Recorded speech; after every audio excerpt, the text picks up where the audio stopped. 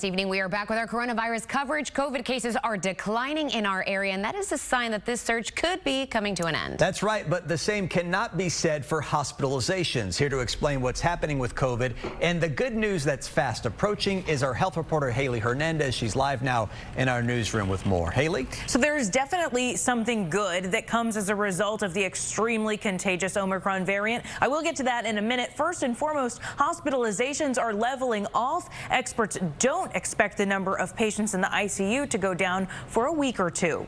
It's going to be a while till the ICUs have less pressure on them. Dr. James McCarthy with Memorial Hermann says of the 523 ICU patients across Southeast Texas, many are still very sick. But the positive news is fewer people ended up in the ICU during this surge, and of them, fewer ended up on a ventilator.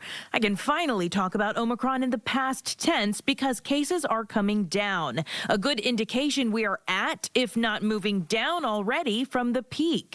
Omicron had a swift punch to our community, but vaccines, boosters, and previous infections may help us ride out the pandemic. In fact, that may be coming soon because Dr. McCarthy says Omicron was so unimaginably contagious, it's hard to imagine anything more transmissible. I'm sure it's out there, but I think that's less likely that we get a much more contagious variant coming. And hopefully we don't get one that backtracks us in terms of severity moving forward. But we're not out of the woods yet, but I think there's reason to be optimistic for the coming months. So what is the prediction for the months ahead? A breath of fresh air. We can start kind of being like we were in the early fall, but with another variant rise, or as immunity starts to wane, as you get 3 to 6 months out, we will be vulnerable again for another wave at that point. But again, with every sequential wave, the community's better protected. So we get closer and closer to that endemic phase, the way we are with seasonal influenza, and hopefully we're one step closer now.